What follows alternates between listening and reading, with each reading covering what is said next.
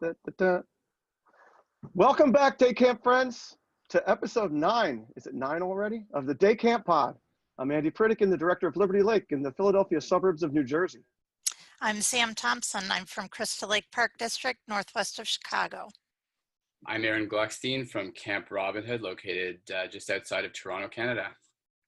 And we are joining forces to provide a forum for day camp pros to share ideas and best practices across North America and beyond. And for today's episode, we'll be discussing day camp staffing in 2019 with the help of Kim Aycock from Camps to Camps Learning Solutions and Will Pierce from Pierce Country Day Camp. And before we meet them, and before we get into what will probably be part 1 of day camp staffing, because there's so much to talk about, I want to let you know that the Day Camp Podcast is brought to you by CRS, Commercial Recreation Specialists, the fine purveyors of the best waterfront, water fun, and splash pad products in the world. Check out their website at crs4rec.com. CRS is serious for fun. And this Go Camp Pro podcast is also sponsored in part by the American Camp Association, New York and New Jersey, dedicated to preserving, promoting, and enhancing the quality of the summer camp experience. Their professional development includes the one and only Tri-State Camp Conference coming up, as well as many other conferences that can be found at acanyny.org. All right, day camp staffing, successful day camp staffing in 2019, part 1. And this will not be a bitch session, my friends. We're going to have ideas here. This is a positive thing. Actually, Will Pierce is on the podcast, and when I brought this up to him, he was like, yeah, I don't have that much bad to say. I got good things to say. I was like, that's what I want to hear. Because we all, we walk around and we just hear people griping. Well, that's what we do. We're day camp people. We're used to hearing people griping, right? Our camp families and such. But anyway, the day camp landscape of 2019, times have definitely changed. There's no doubt. I felt like when the recession first kicked in like 2006, 2007, 2008, we were spending so much time worrying about campers, and it seemed like there was a lot of staff around, primarily because I think that a lot of the workforce, the older workforce, was taking a lot of the jobs that the college students were looking for, and it just seemed like they were more available. And it was a nice little time. And then all of a sudden, it just started transitioning to having issues, a lack of fish in the pond. And I went to a session, American Camp Association workshop with this woman, Lindsay Pollock, a multi-generational workplace expert. And she was talking about how Generation Z, which is basically like 23 and under, the high school and the college students that we have, that we're pulling our staff from, a lot of our staff, that this is the smallest generation ever, or for a long time. And besides there being less fish in that generation, the smallest percentage of them are working than ever before. So she said that about 35% of these young people are actually in the workforce. And that's about half of what it was back when I was their age. And you can say it's because parents are so focused on getting their kids a level up in an enrichment programs and internship and stuff like that. Whatever the reasoning is, it is a serious reason. And I think that we've all seen the implications from it, right? You guys agree, my friends? Any thoughts on that? So what are the many things we're trying to accomplish in staffing? All right, Kim, you were so helpful to write a nice little outline here in casting a net. I'm just going to hand it off to you, and you can start on your little list here because it's wonderful. All right? Absolutely. Hold on. Before we start with Kim Aycock, I want you to introduce yourself for those of you who don't really know who you are, and let us know how you got into this staffing thing where you've really taken it upon yourself the last few years to really try to understand and help people in figuring out how to communicate with staff better and how to figure out this camp like desert that we've all of a sudden found ourselves in. Sure, thanks. So I guess I entered the camp scene myself as a staff member, so I never was a camper. And then I worked at a large camp where I hired, let's say, close to 150 staff per summer. And so I just really have always been focused on the staff piece of camp. And just over the last few years, when I finally joined Facebook and I started really paying attention to the summer camp Facebook professionals group, I just was noticing all of the angst and the staffing challenges, and people are, you could just feel them pulling their hair out on the other side of that message. And so I was like, why is it so hard? What's going on? And so it's kind of been a big, you know, conundrum to get hands around and trying to understand. And there's a lot of pieces to this. As you mentioned, this is part one. So we're going to do our best to give you, you know, to thoughts like the on, overview episode. Yes, that's right. We're just planting some seeds. So, so I think one important thing to know, though, is I think we're just to make people feel better is camps are not the only people that are struggling with this. And so I've seen articles written. There was one in the Minneapolis Star Tribune about, you know, resorts in Minnesota. They're struggling to hire seasonal staff. So it's not just us, but there's so many other people who want to have, you know, hands in the same, that small population that you mentioned. So, yeah. So we're going to start out by talking about casting the net of getting these applicants, you know, the good ones, the ones that are going to stick with us, the ones who can be thriving here in this, you know, it's a combination, right? It's finding these good people and then finding the ones that want to work at a camp, right? Because there's so many other things they could be doing out there. And we're going to start, at some point, we'll talk about, you know, the imminent $15 minimum wage across the country, which is not going to make it easy for us either. So Kim, you wrote something about the college students today. I thought this was very interesting. That you know, it's a lot different than it was, right? You know, when I grew up, and we were, you know, when I was a staff age person, we were basically just pulling from the regular kind of 4-year colleges. And now, I'd say that maybe a third of my staff probably goes to 2-year colleges, at least initially. That's very true. And so if you look at the demographics of today's college student, I actually used the resource on the Gates Foundation to pull my information from, and they have done some really cool statistics on this, and it's just to really understand today's college students. So almost 40% of them are over 25 years of age, which is a huge percent. Over half of them are working while they're in college, and about a quarter of them are raising children. So just those 3 statistics alone, if you looked at the faces on the people on this call, they're all not like, wow, this is new news to me. And also another interesting thing is that speaking with some colleagues in higher ed, where it used to be more of a 50-50 male-female split, it's now 56-44. 56 female, 44% males. So I know that's another hard challenge, is trying to find staff who are males. And Andy, you mentioned the 2-year program. So close to 40% are doing the 2-year versus the 4-year. And so, right. And I can even say, I have 2 nephews who, one of them started a traditional 4-year school, and then he told his parents, my brother, that, you know what, you're wasting your money, Mom and Dad, and I'm going to figure this out on my own. So he's sort of hacking college and not even going to a traditional 2-year, or, you know, he's taking courses and just kind of piecing it together, getting what he thinks he needs. So, yeah. Right. And if you think about, you know, the percentage of people that actually go to camp in this country, you know, the last I saw, it was like 1 out of 6 kids goes to camp. And if that means 5-6 of them don't really understand the value of camp because they didn't go through the camp system and their parents didn't go to camp, it's a hard sell for us to get to do this when, like you were outlining, a lot of these people, money is a big deal to them, you know, whether they're helping themselves get through college, or if they're hacking it, as you say.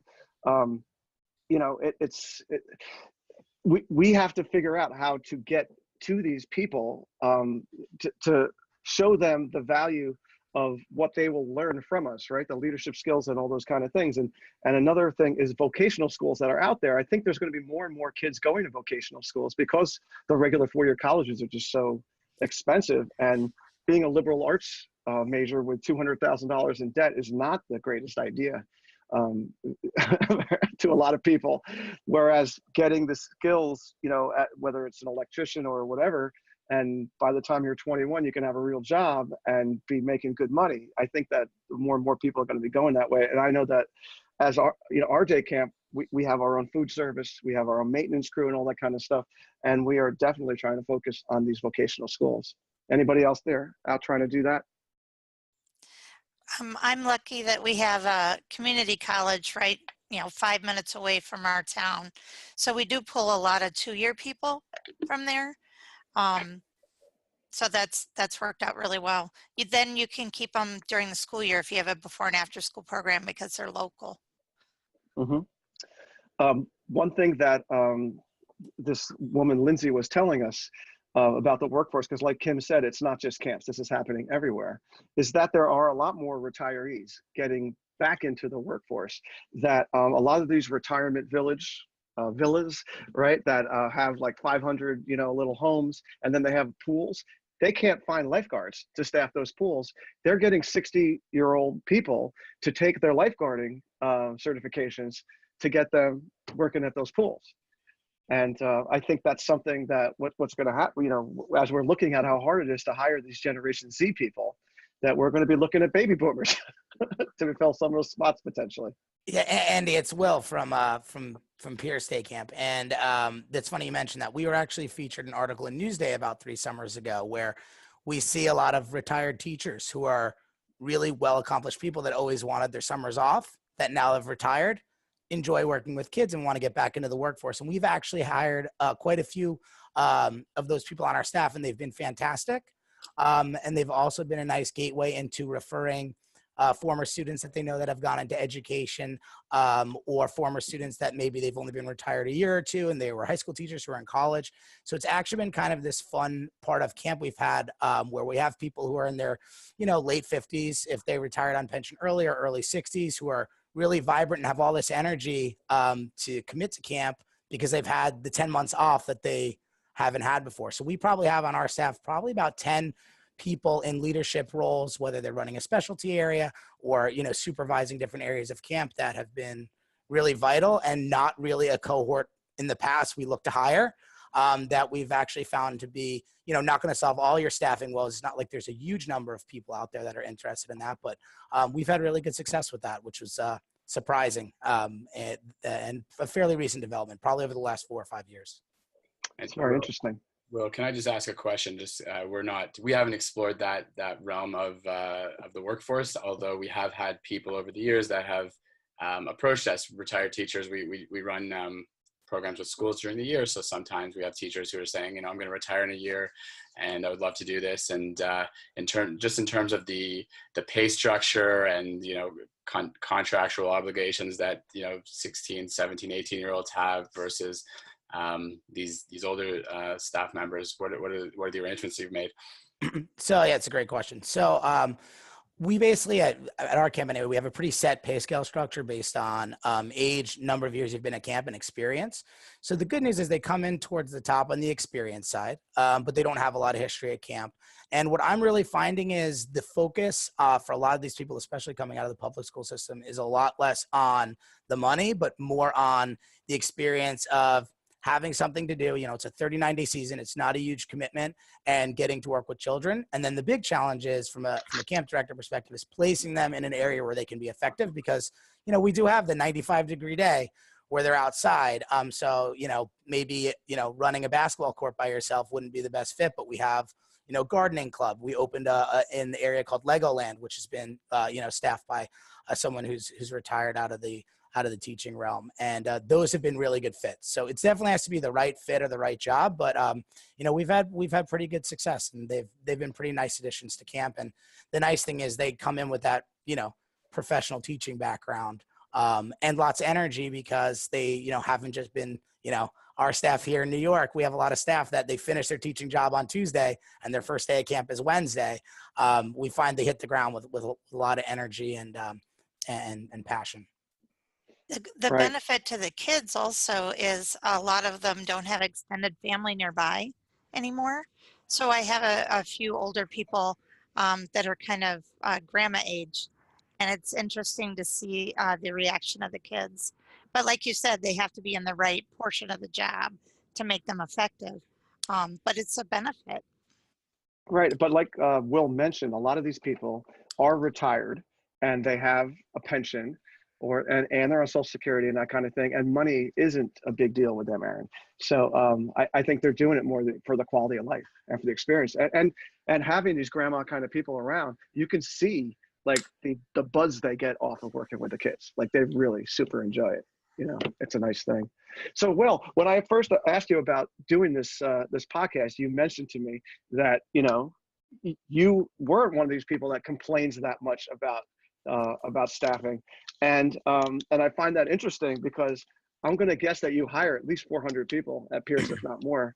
Well, all right. Right? So, you know, I'm a numbers guy. And so in preparation for this podcast, I actually put together a few numbers because I think we have some unique things that go in our advantage as well, which I think we don't face some of the challenges some of the other camps face.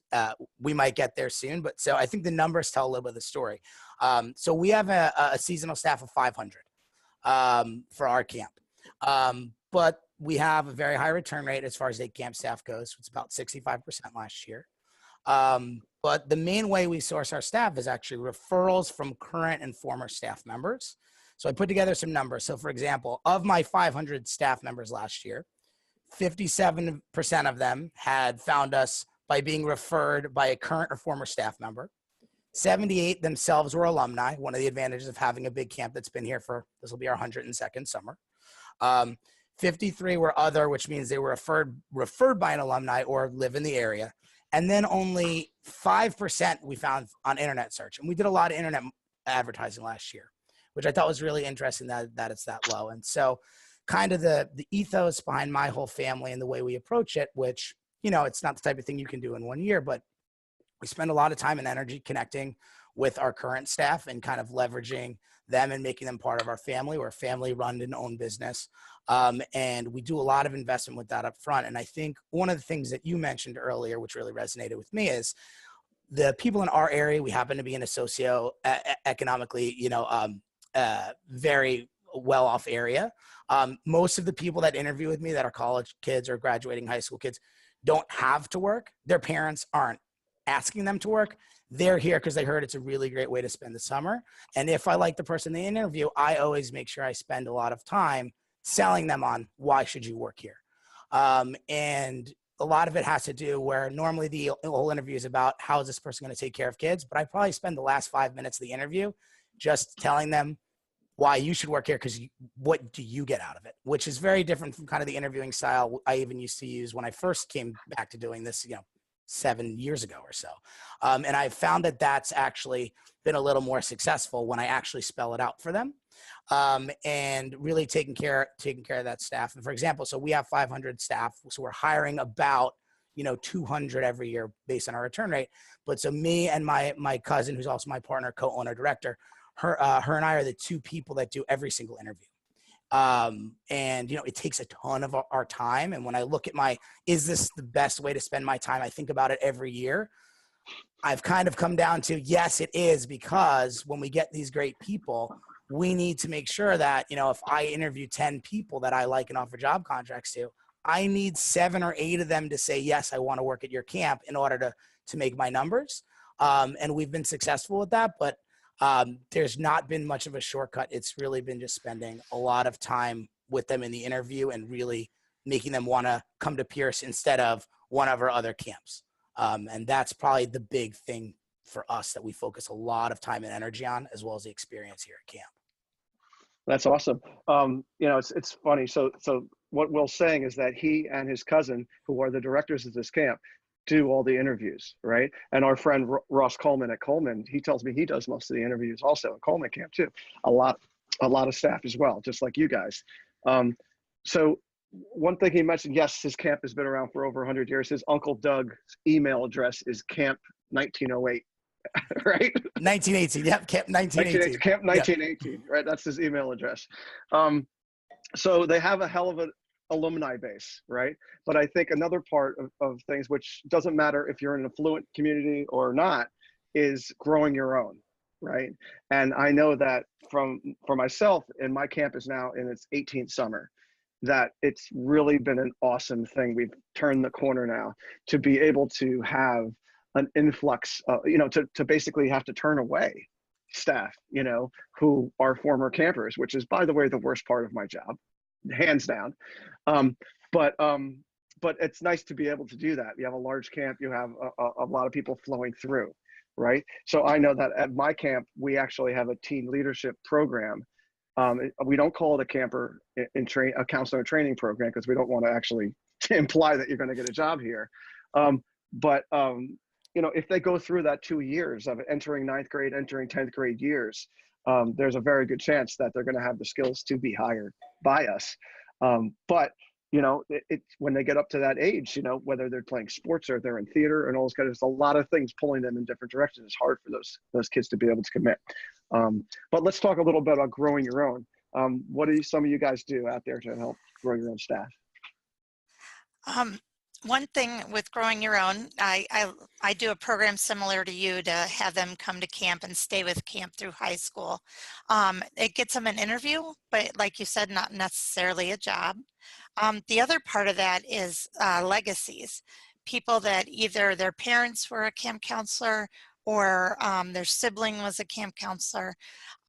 A lot of times family talent runs through the whole family, not always, but sometimes I had 20 years of Walker Brothers because the spacing was perfect. So as one went out, the next one came in, and they were all very good. So that's been a good way to find them. And then with the referrals, like you were talking about, I always tell them, don't give me your drinking buddies. Give me somebody that you'd be proud to work with. So that's usually helpful, because then you do get their friends who are of a similar value system. Right. So what are you guys doing out there in regards to incentivizing referrals? Are you paying off people? Or are you giving them a $50 hoodie? You doing anything like that, Ehren? We've tried a few different things over the past few years, but I think that the sort of hybrid cash, giving a gift card, which is like a hybrid between cash and swag, has been a fairly effective tool. Although I don't know necessarily what the statistics are. We haven't taken numbers on it, but I think that the people who are generally referring staff are not doing it for the gift or for the incentive, but the fact that we have the incentive program and we're mentioning that we need people and we need their help, I think that's really where the benefit is. It's not necessarily, like I said, the actual item that's being given out. And there's a certain element of pride. We tend to, Howie specifically, the owner, tends to mention the names of people who have referred staff, in front of the entire staff, and people, get, feel proud and are happy that they're able to contribute to the, to the overall, good of our organization. And if you don't mind, I'm just going to jump in just about the topic what we were talking about a second ago. Sam was mentioning just about the growth from inside, just for us, I think that, and I'm sure a lot of people out there, the swim staff are a big thing. So I've really been trying to push this idea of those younger staff, really getting their swim qualifications, doing it through our system, because we do have a pretty good swim program. Is a pretty integral part of what we do, is the swim program. So making that filling that swim void through our CITs and our staff that are up and coming is a good has been as a good solution for for those roles that are almost for us the most difficult to fill. That's interesting. Anybody else about like the camp ambassador idea of like having people at colleges that are actually working it for you, as opposed to having it be organic? Go ahead, Kim. I can say, just talking to some other camps, I know some camps who are doing this, and it's almost like you have to apply for the ambassador position. And so it's not just something that everyone, but they really, work to give this group of, almost like some training and some tools and some things to take with them so that you can, remember to think at one of your organization meetings at school, to bring it up and what you might say and those kinds of things. And so I think making it a little bit more formal, some folks are definitely having some more luck with that. And then incentivizing it. And one of the things that just occurred to me, because I think this is something that's becoming, I don't know if, noticing like when you go rent a car, or even it's happened to me staying at like the Hampton Inn, you get to choose what it is you want your, like, I rent a car and then they send me to zone 3 and I get to pick any car in zone 3, or I go to the Hampton Inn and I get to check in and then I pick what floor and, do I want to be next to the elevator or next to the vending machine or whatever? So what if one of the incentives was you get to pick, do you want cash? Do you want a gift card? Do you want that hoodie? That might be another way to sort of make it more personal to the person who's actually, going out there, so that it's more meaningful to them. So that kind of just occurred to me as we were talking. So, yeah, no, that sort of segues into the next thing. We're going to talk about the messaging and how to get into these people's brains, because they are wired a lot differently than a lot of people who are doing the hiring themselves, right? Just one last thing about the growing from within thing is I visited Camp Coniston, an awesome YMCA camp up in New England a few years ago, and their team leadership program. The last year that you're a team there, you have to be there like a minimum 4 weeks or something like that, 6 weeks, and they cross-train you. They actually give you like, a certain amount of time in the kitchen, a certain amount of time working waterfront, a certain amount of time as a bunkhouser, a certain amount of time, even like maintenance kind of things, to give people like, an idea of what all the jobs are that are out there, and that helps them, pull their counselors for the upcoming years. So anyway, I thought that was pretty cool. All right, so anyway. I do have one other thing about quality. When you're looking for the best quality, if you pick out the people that have studied abroad or done a mission trip or worked their high school best buddy program, I don't know if other people have that, but it's working with special needs kids during high school. Then they've had to think on their feet. They've had to get along with a team that they just met, and they've had to be outside of their comfort zone. So those qualities are really nice.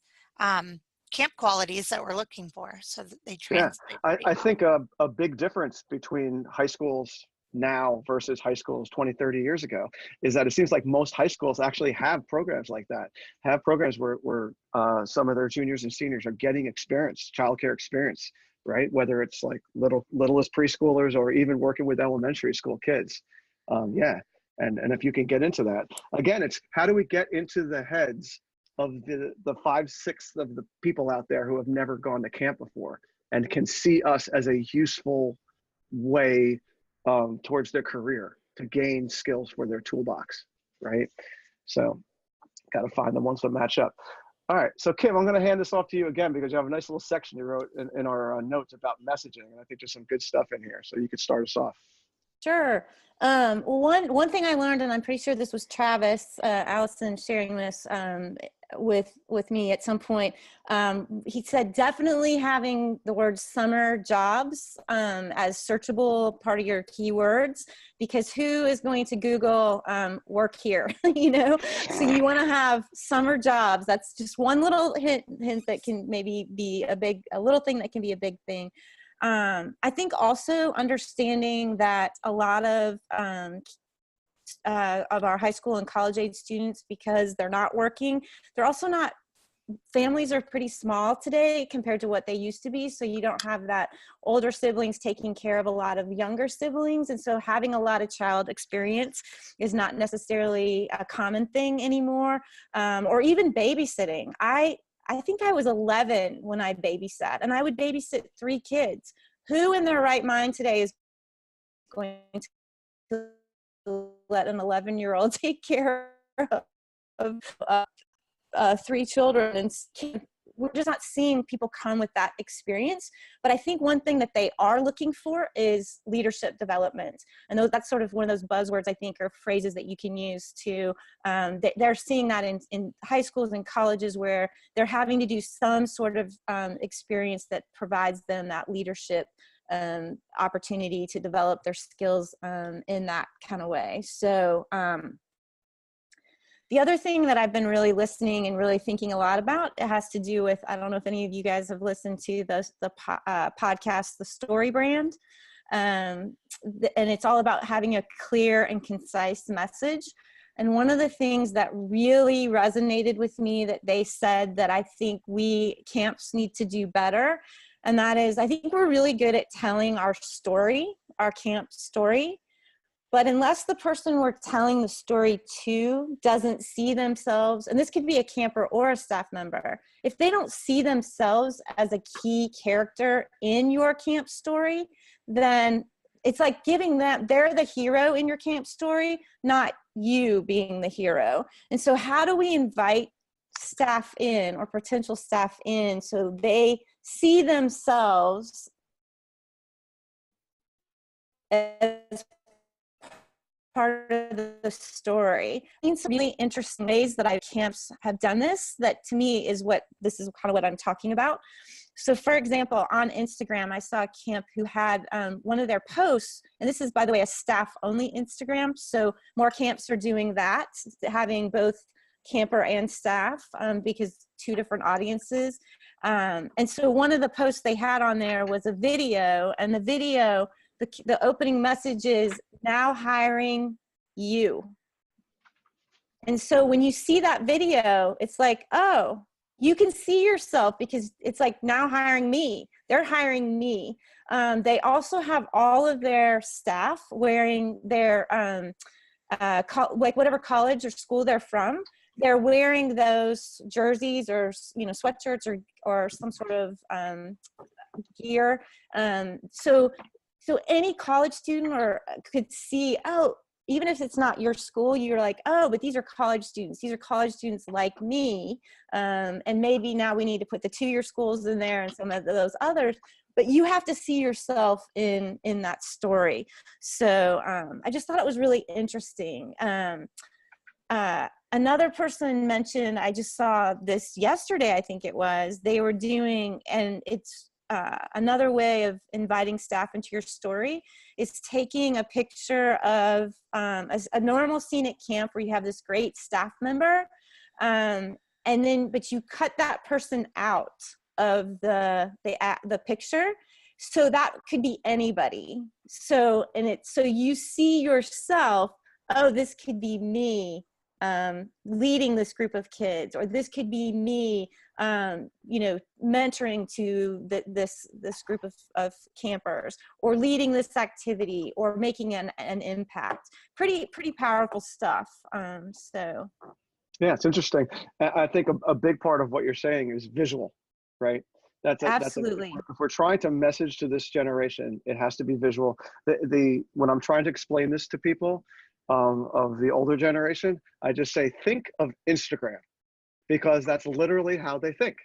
It's just small snippets, right? It's pictures, it's small videos. And I see camps over and over making these long videos, which, are great. They're like feature motion pictures. But, if you're 23 and under, 45 minutes in, you're done. 45 seconds in, you're done, right? Another way to sort of have them be part of the story, which I got to find this link and put it on the show notes. But Catalina Island camps did an amazing video. I know that Ross's daughter, I think, is a former film student at UCLA, and she made a video. They made a video of a counselor. Well, I guess it was from a kid's perspective. It had a GoPro on the kid's head, and it was the first day of camp, and it was seeing the counselors like coming at them, kind of thing, and how they were interacting, and it was so cool. And it's a relatively short video, but it ends with that kid like transported in time, and that kid is now a counselor and sees a kid coming off the boat, for the first day of camp. And man, I get goosebumps just thinking about it. It was so awesome. But creative ways to get them to be part of the story, and thinking in that quick visual kind of thing, right? Do my millennials want to chime in on this? I'm just gonna say, along the lines of I don't like, I shouldn't say hate, but I don't like. It's not negative, Ehren. It's a compliment. It's a compliment.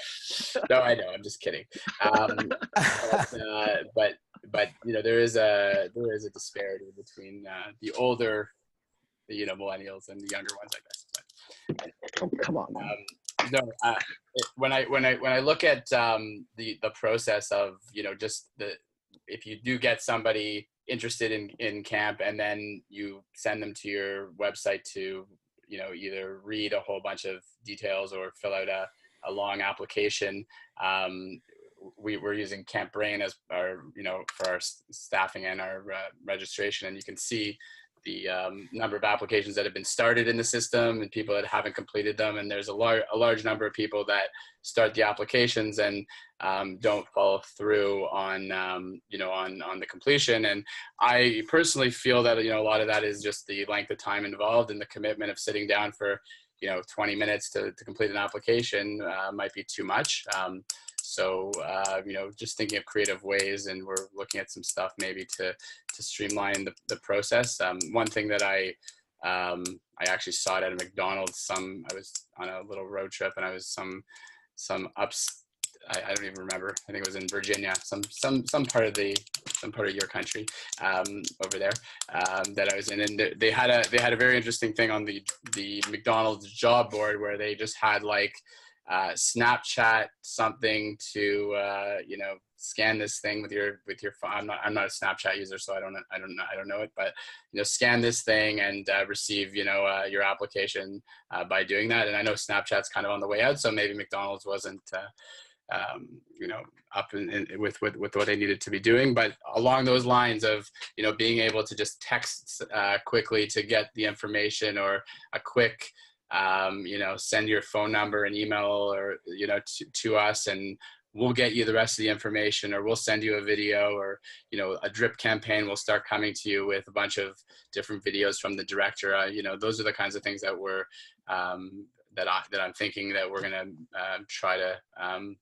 you know, approach with our staff moving forward, just because if we can get them in the door and you know, get them through that process in some easier way, so they don't have to spend 20 minutes sitting down in front of their computer, then I think we might have a better chance of you know, getting some more people. Yeah, well, think about the call to actions that we put on our websites for our camp parents, who are mostly millennials now, right? We're just trying to capture basics, right? Name, email, town you live in, like, just want to get you in the pipeline, right? So I think it's a super idea if you were able to take out your smartphone and put it over a, you know, one of those you know, those whatever codes, you know, and have it you know, send you something that sends them something or something like that. I think that's super idea.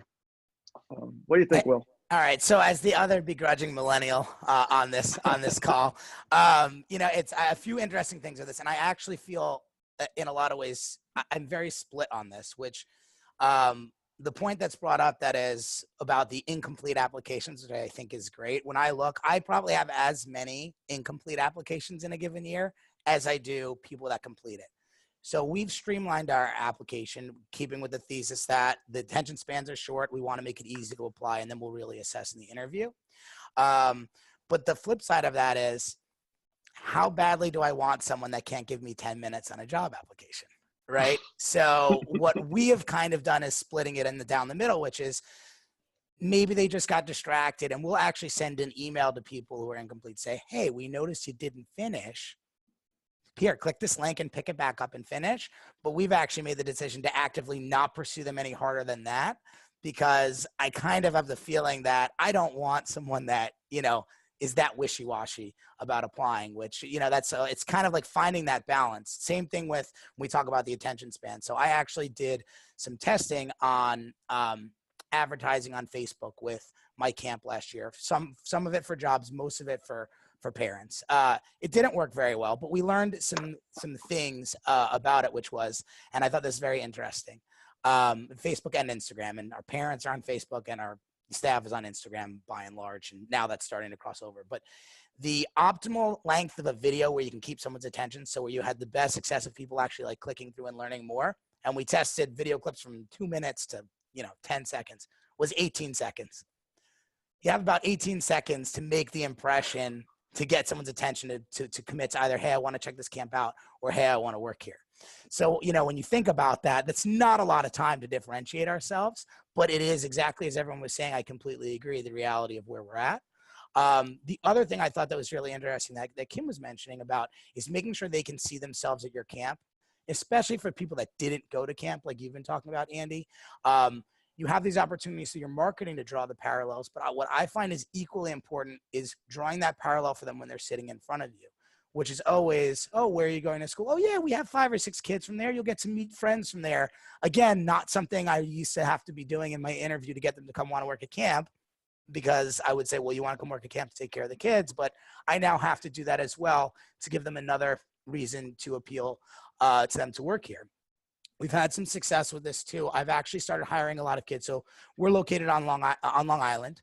And I've actually started getting a decent number of staff from the Bronx, which is not kids that grew up going to camp. But this generation is service oriented. They like the idea of taking care of children. And, you know, the Bronx is a very urban environment. We're about 15 miles away, and it's a much, you know, more suburban, and camp in some ways is even rural environment. And one of the big things when we interview these applicants is I can see they're hesitating on, like, will I fit at camp? What is camp?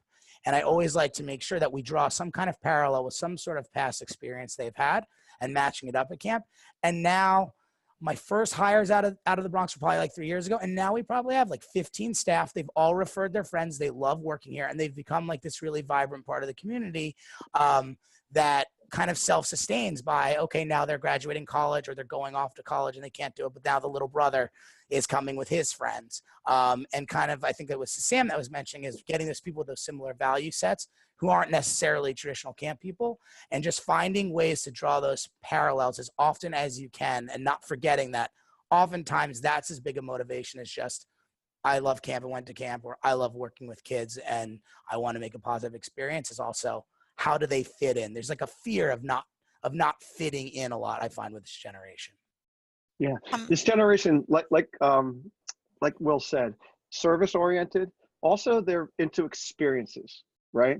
More people of, honestly, millennials and younger generation, they'd rather have a really cool experience than get a great birthday gift, right? They want that. They want the experiences, and they're into experience accumulation, right? So I think that posing what we do as a real challenge, as a real adventure, you know, for people who are neophytes that have no idea what we do, I think that is a really good angle. You know, Will saying he spends the last part of his interview trying to really, you know, show what an awesome place this is and explain what you're doing. There's camp directors out there that do the opposite, that spend the last 10 or 15 minutes almost like discouraging and telling how hard of a job it is, because they want that person that's going to like be like, oh, I could do it. I could do it. Right. You know, I just read an article in the New York Times about these 2 guys that just walked across Antarctica. Right. That's the kind of thing that a lot of people go, wow, like, you know, I'd love to be able to do these, climb a mountain and that kind of thing. Well, working at camp, anyone that's done it before knows it is like a marathon. It is like climbing a mountain, right? When Will was talking earlier about how much time you spend on interviewing, really finding the right staff saves you time over the summer because you're not putting out as many fires. So Right. I think that front loading the time you're spending on it is a good thing, usually. Yes, and we have no time during the summer. So what better time to spend it, even though, you know, the lead up is pretty intense too. It was before camp. I totally agree with you. Right. So the next bullet point that we have in our notes that Kim put is creative alternatives to the way it's always been done. And I really find that in the last 5 or 10 years, there's been a whole lot of changes of the way it's always been done. I could just tell you that when I first started in camping over 20 years ago, you know, one of our policies, I was working at a camp on Long Island, and everybody had the policy, you wouldn't hire anybody with any visible tattoos, right? Could you believe that was literally one of the policies, right? And now it's like, well, maybe if it's on the neck and it's not up to the ear, you know, we're in such a different world. So one of the things is being creative with scheduling, right? We get all these awesome people, but a lot of them are not able to commit to 8 weeks. And we used to be a lot more firm and stern with that. And I know that there's a lot of camps that really try to hold the line still, but that's really not, you know, 21st century thinking, right? Think about the workplace nowadays, how so many people don't even go into work. They're telecommuting and all that kind of thing. There's flex time, there's this and that. Like, the world we're in is not such a black and white, cut and dry, 8 weeks, 8 hours a day or nothing kind of world, right? So I'm curious what you guys are doing at your camps, if anything, when you're coming across these situations, if you're bending more than you've ever done. Well, I'll go ahead. I'm definitely bending more than I've ever done, but I remain as inflexible as I can get away with. It would be the way I describe it. So there's certain jobs for us that are non-negotiable. You have to be here every day. We've made exceptions for obviously college orientation. And we've started collecting that data really early on in the hiring process so we can place people appropriately. But that's kind of the thing, like you can't really hold that against somebody if their college starts early, like that's obviously an obligation. So we do that one, but we do vet it and check that everything checks out. And then we only will make exceptions for people that have worked with us previously. So as you know, someone who's returning, and then we only have certain classes of jobs that we'll do it for.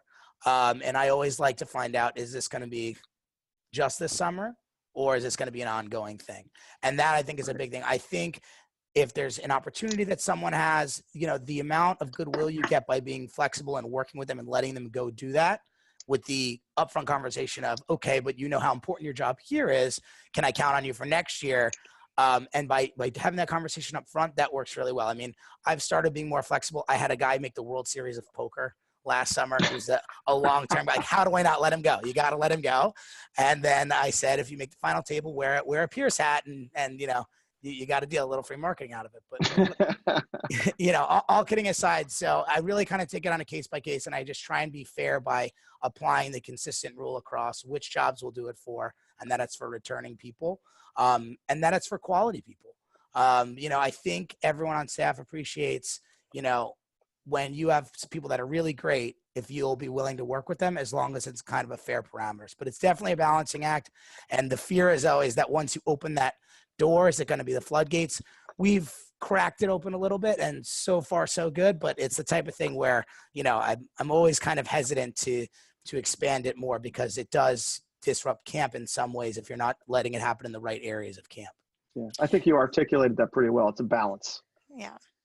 We have some job sharing like that too, you know, where they're quality people. One's studying abroad and then he comes back, but then his partner has to leave to go teach. So the group worked out well, you know, one tag teams the other. But Kim put down a new app that I'm going to try this year called When to Work. Do you want to tell more about that?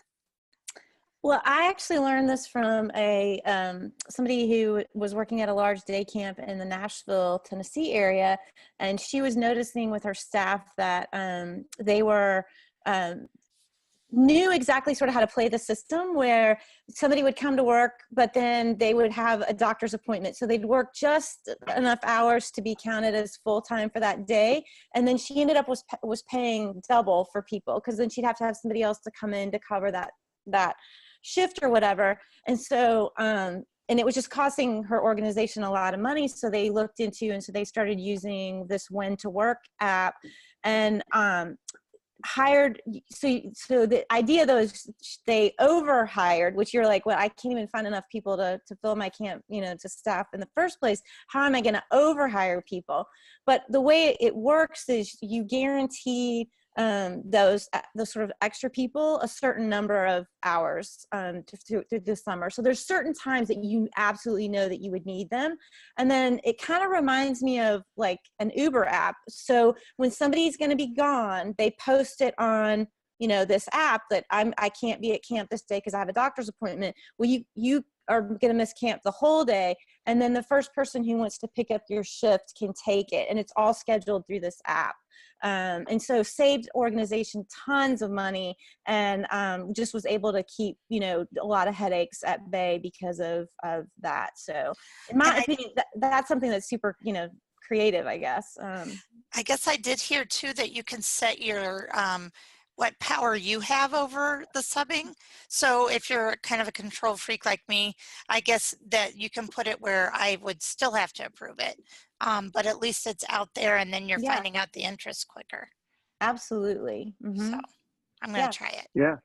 Yeah. I mean, I use something like this for my kitchen staff and maintenance crew.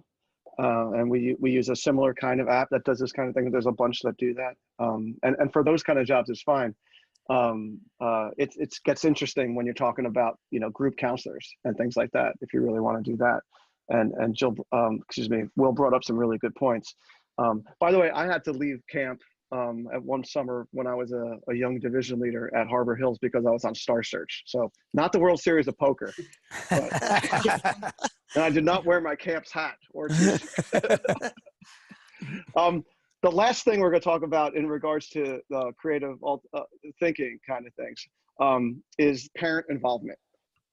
Because that's another thing that back in the day, we used to be 100%, like if a parent of a staff person called, like we would not even take the call, you know, kind of thing.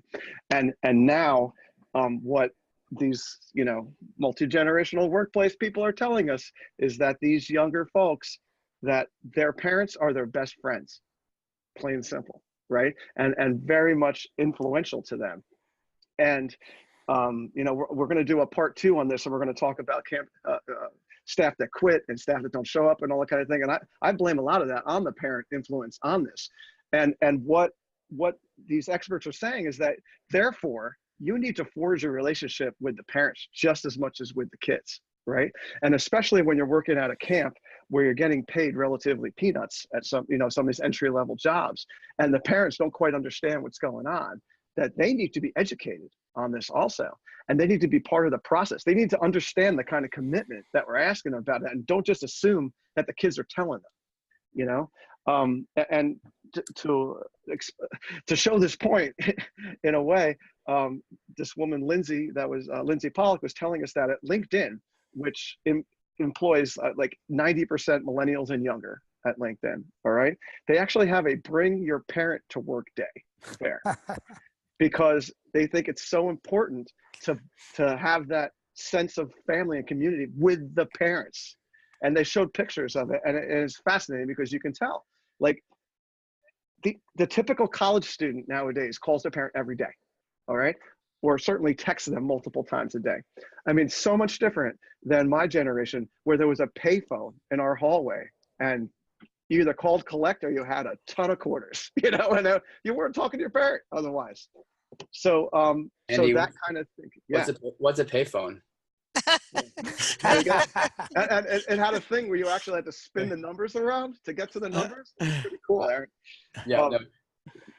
So I just want to add one last thing that so my friend Sam Boric over at Woodmont Day Camp, he shared with me a document he created where now when he sends his paperwork off to the kids, he maybe a day later he sends a thing off to the parents also that explains what their child has committed to, kind of thing.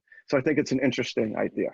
I'm just gonna jump in for a second, just because you know, as a camp that builds, you know, a significant portion of their staff from the camper base, it is very, you know, it is a fine line to tread if you're cutting the parents out of the you know, out of the mix completely, as I know a lot of us have tried to do. And I think, you know, we've tried to steer away from parents as much as possible over the years, and just you know, educate the staff and parents about the fact that, you know, we're in a you know, a process here with the staff of learning and growing and developing independence, and you know, a safe environment to you know, make mistakes and do things on their own that they're not going to get an experience they're not going to get in, you know, in a future job, which might not be the case, you know, as we move forward. I think more and more jobs are experiencing the same thing. Even, you know, professional office settings are the same, in the same boat with a lot of these young people. But you know, we're definitely moving in towards that kind of an approach where there's, you know, maybe definitely some email communication or you know, an orientation even for the staff to bring their parents in and learn about the importance of the job. I think, you know, the parents are the ones that are saying, don't work here because you're only making, you know, $500 or $1,000, whatever it is.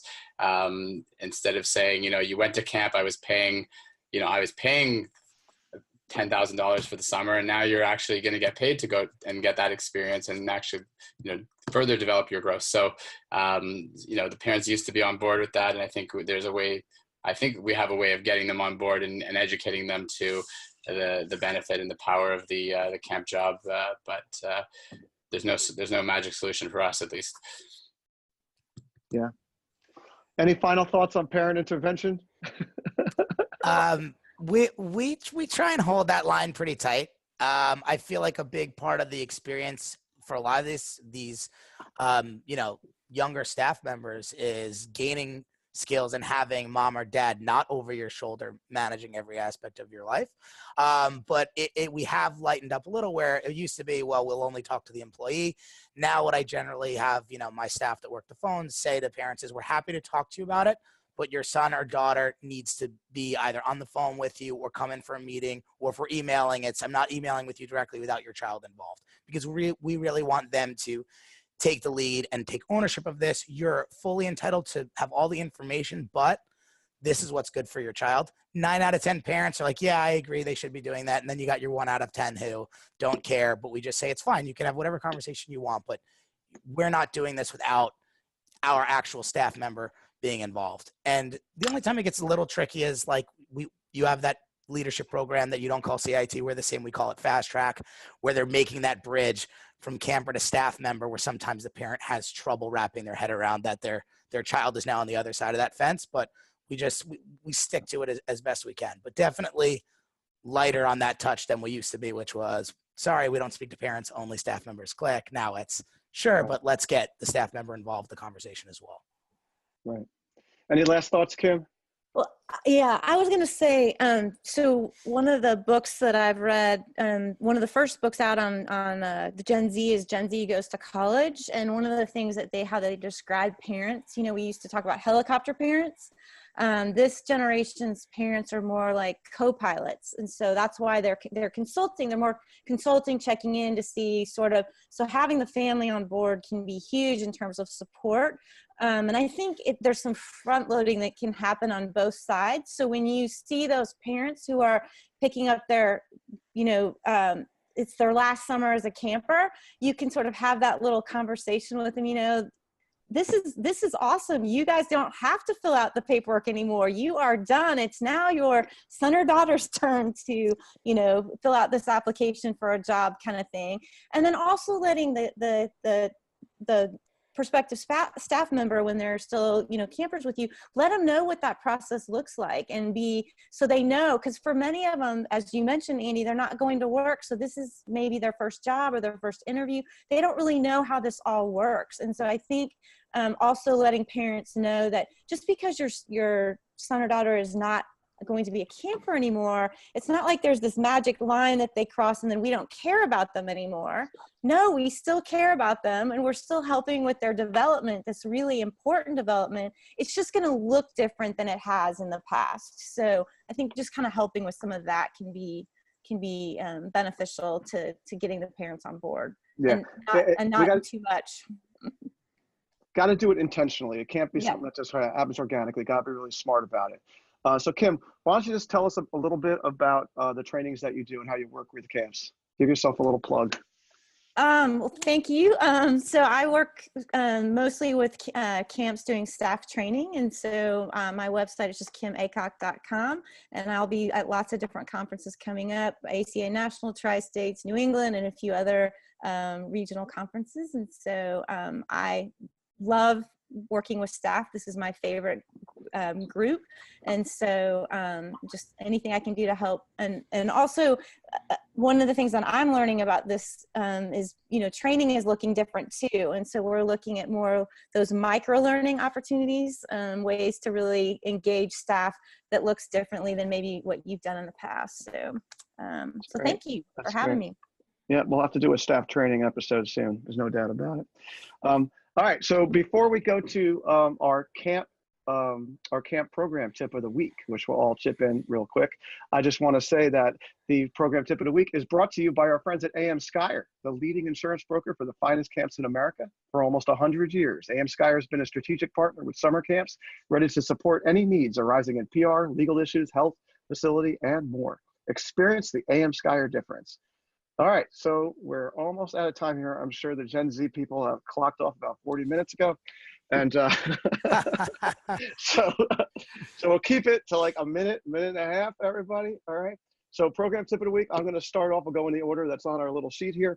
And so I got this from somebody. I couldn't tell you where. I steal ideas all the time, borrow them like a jazz musician. And it, in trying to get people to have all their paperwork done by the start of orientation and getting people to all be at orientation, because we as day camps, we aren't as lucky as our sleepaway camp friends where they're hijacked and kept up in the mountains for a week and there's nowhere they can go. Our people have graduations and this and that, all this kind of stuff, and it's so hard. So I really think that offering these little silly incentive kind of things works. It's a great, cheap psychological trick. And I designed these really cool shirts last year, look like AC/DC shirts, but they sell LLDC, which is my camp. And it's said underneath, for those who work at camp. And it was just a really cool, like, concert looking shirt. And they got that shirt if they had all their paperwork in and attended all the orientations, perfect attendance orientations. And I think we gave them to about 2/3 of the staff, which is, I think, pretty darn good. Certainly way better, especially with the paperwork, than we had ever had. Paperwork was almost like 95% by the time camp started, which was awesome. Another incentive thing we do with the camps, just a little, throw it in there, we do a perfect attendance halfway through the summer. We give them literally a $10 Wawa card. Wawa is like 7-Eleven around here, right? A $10 gift card if they have perfect attendance the first 4 weeks, and then one for the second 4 weeks. And the second 4-week one, we put their name in the hat. If they get both first 4 weeks and second 4 weeks, they pull their name out of the hat and they can win $100 cash. A little kid pulls it out of a hat.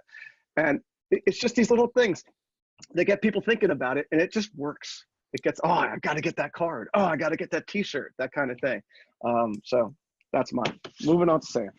Okay, so mine's kind of similar. We have a shirt they can earn every summer, and the one that was the most popular said on the back, "My boss thinks I'm kind of a big deal." So this year I'm thinking about going maybe with "Strong and Fearless" on the back of the shirt. So I'm looking for another, fun thing to have on there.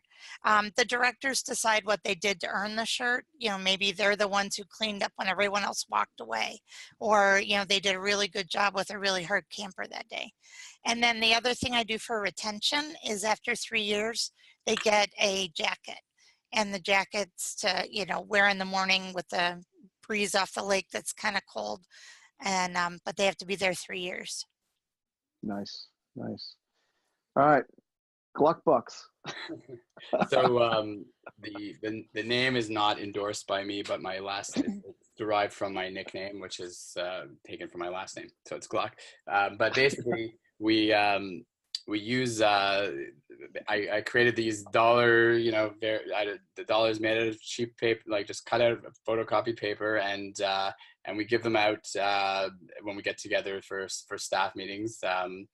And it's an opportunity to recognize some people, but we don't do it as us recognizing the staff. We do it as the staff recognizing each other, so they have a chance to acknowledge something that their peers did. And if basically somebody says something that was done, me or my program director gives out a buck for each thing that's called out, and we really make it pretty loose and say anything that you've done, like you can you could say that you got a glass of water for somebody, or you saved a kid's life, whatever it was.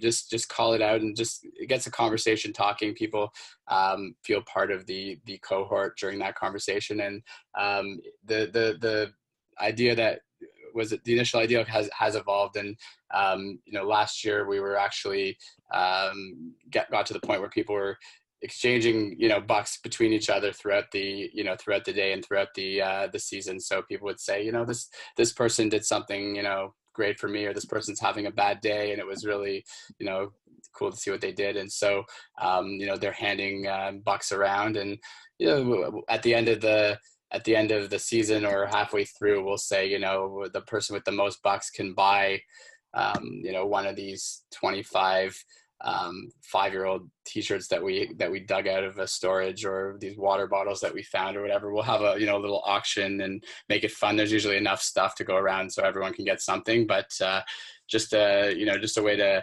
build camaraderie and and have some some fun with the staff. And so it's been a great addition.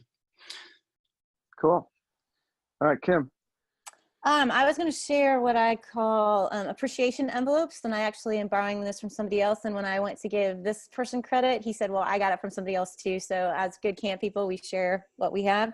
But basically taking an envelope, like a one that has a clasp on it, and you have them write their name, the staff write their name on it. And then on the left side of the envelope, they write down how they like to be appreciated or shown appreciation in a way that is free. And then on the other side of the envelope, and you can set the limit. Some camps I know struggle with budgets. And so sort of, if somebody was going to spend under $2 or under $5, whatever that money amount is for you, how do you like to be appreciated in that way? Because let's face it, we all like to have a little something, you know? And so then you post those in a staff only place, whether it's a, you know, office area or lounge area or whatever. And I'm envisioning if you have a very large staff that you would not do this for everybody at one time. Maybe you have divisions, you know, areas for divisions, but then it turns into a mailbox. So for those people who like notes, that's their way that they like to be appreciated for free. People can drop notes. And then you can see if somebody, you know, likes to you just to spend quality time with them, or maybe they like you to, they really get excited if you help them clean up or whatever it is. So kind of like what you were saying, Ehren, where you can empower other people to show appreciation to each other. It's not all on you. And so it just kind of creates that culture of appreciation. And then if they happen to bring you, you know, Diet Coke, dark chocolate, or ice cream, then it's even better. So. Nice. And you posted a link to this cool book, The 5 Languages of Appreciation in the Workplace. I was checking it out. It looks like an excellent resource. Yes. And that shows that people like to be appreciated in different ways. And so again, if you can speak their language, then it's even more meaningful to them. So right. Some people don't want to be embarrassed in front of everybody. Some people want like exactly. Right. So all kinds of things like that. All right, Will, bring it home, baby. All right, here's the tip of the week. Keeping with the staff theme for us, this one sounds silly, but it was a big hit last summer. We started having our camp chef put out iced coffee every morning.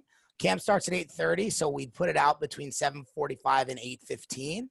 So if you got here a little bit early, it was iced coffee, and when we have our daily bread delivery, we just tacked on some danishes and croissants, so not very expensive. Because we started realizing a lot of times when our staff was like coming in late, everyone still had the iced coffee in their hand, which then of course we'd be asking them to throw out because they can't have something in their hand when they're greeting campers. So we figured we'd kill 2 birds with 1 stone. We'd supply it for them. They could come here and have their iced coffee. Hopefully they wouldn't be making that stop at Dunkin' Donuts or Starbucks that makes them that extra 10 minutes late. And one of the unexpected consequences of it was it was a big hit. And we started having like large groups of staff gathering around the table where we had iced coffee and these danishes. And even if they were running late, they could just come straight here and grab breakfast when they're on the go. And it actually became kind of like a nice little hangout every morning when I, you know, making my rounds, I would see like the early group at 7:45, and it would just grow until 8:15. And it kind of was a nice way to have all of our staff ready to rock and roll with a little caffeine in their system. And it's a perk. Instead of spending that $3 at Starbucks and the time on the way, you have it here. And iced coffee. We have a great chef who was into doing it. It was a little more work for him, but he brews a bunch of coffee, puts it in the fridge the night before, and we put it out in coolers. And it was a good twist on, we used to offer hot coffee that nobody drank because it's the summertime. And so that one little change for very little money actually created kind of a cool atmosphere. And I think the staff just thought, wow, they're thinking about us. They know we would like this, and they did it for us. And it was an inexpensive way to just show the staff we appreciate them a little bit. They liked it. So I am stealing it. Absolutely. Great idea. And I'm sure you don't like spend the extra money to get like the turbo Dunkin' Donuts to get the extra caffeine, so they're even more caffeinated than they think they are. We can always improve, Andy. We can always make it better. All right. Well, thanks a lot, everybody. I want to thank our executive producer, Travis Allison, for helping us get this show on the road for you. And our special guests today, Will Pierce from Pierce Country Day Camp and Kim Aycock, who will be speaking at ACA National. I hope you can see her there. Check out our show notes and other episodes at daycamppodcast.com, and feel free to send us some feedback and new ideas for future pods. And like I said, we're going to do a part 2 of this at some point soon.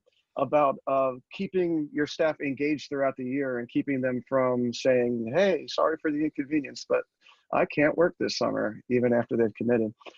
So if you don't want to miss an episode of the Day Camp Pod, subscribe on iTunes or wherever else you get your favorite podcasts. And don't forget to show your Day Camp brethren some digital love and give us some nice rating reviews.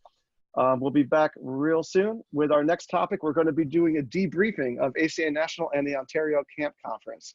So enjoy your winter. It's going to snow again here in New Jersey tonight. And thanks again for listening. This has been the Day Camp Pod.